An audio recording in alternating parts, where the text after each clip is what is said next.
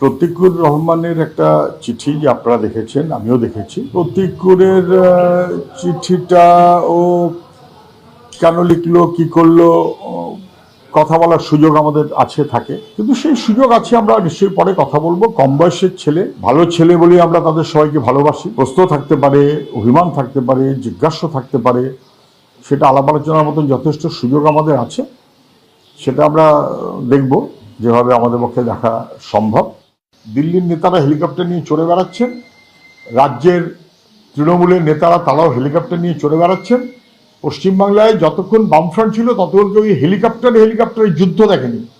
মানুষের কাছে রাজনীতির নেতারা যেতেন, এখন মানুষের সঙ্গে সম্পর্কহীনভাবে নেতারা ঘুরে বেড়াচ্ছেন, যাচ্ছেন। অমিত শাহ আসবেন, কোথায় আসবেন?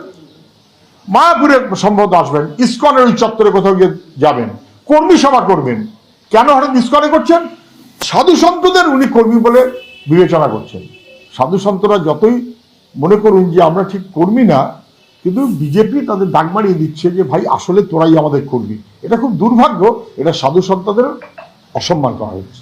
যুব সাথীর প্রকল্পটাতে স্পষ্ট হয়ে গেল যে এটা আসলে একটা ভোটের জন্য ভাতা, যে কারণে আগস্ট থেকে এপ্রিলে নিয়ে আসা হয়েছে। এবার স্পষ্ট হয়ে গেল যে সরকার মিথ্যে কথা বলছে। যে সরকার বলেছিল ডবল ডবল চাকরি দেব, তারা এখন বুঝিয়ে দিয়েছে সিঙ্গেল চাকরি দেওয়ার সুযোগ নেই, অতএব ভাতা। এটা স্পষ্ট হয়ে গেল যে মুখ্যমন্ত্রী যে বলছিলেন 2 কোটি চাকরি দিয়েছেন, 2 কোটি চাকরি পেলে তাহলে ভাতার লিস্টে দাঁড়াচ্ছে কারা? তাহলে মুখ্যমন্ত্রী অসত্য, মিথ্যাচারে ভরা, এটা স্পষ্ট। ভাতার জন্য মানুষকে লাইনে দাঁড়াতে হচ্ছে, মানুষের অধিকার আছে টাকা পাওয়ার।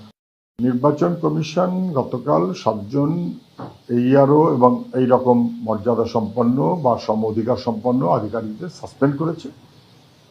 তাদের বিরুদ্ধে অ্যাকশন নিতে বলেছে, শাস্তিমূলক ব্যবস্থা নিতে বলেছে মুখ্য সচিবকে। এর আগে 4 জনকে সাসপেন্ড করতে বলেছিল, FIR করতে বলেছিল। সে কি হয়েছে সবাই জানেন।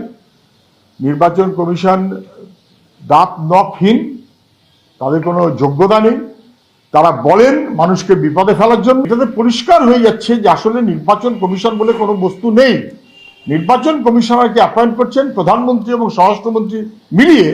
তাদের একটা প্রোটেজ হিসেবে নির্বাচন কমিশন কাজ করছে এবং তা নির্বাচনের যথাযথ ব্যবস্থাপনাকে লঙ্ঘিত করছে। নির্বাচন কমিশন জানিয়েছে 27 অক্টোবর আমরা যা বলেছি দ্যাট ইজ ফাইনাল।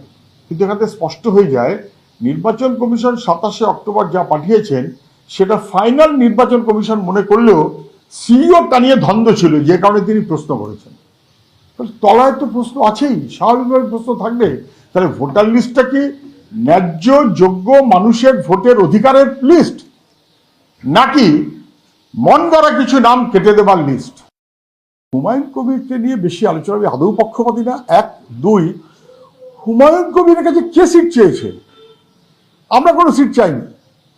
হুমায়ুন কবিরকে এর আগে শুনছিলাম নাকি উনি 3টে সিট দিয়ে দেবেন, এখন শুনছি উনি কোনো সিট দেবেন না, নাকি এখন শুনছি শূন্য থেকে মহাশূন্যে পাঠাবেন। কিছু লোক আছে যাদের ভেসে থাকার জন্য এরকম কথা বলার দরকার হয়, তাদের কথা যত কম গুরুত্ব দেওয়া যায় ততই ভালো।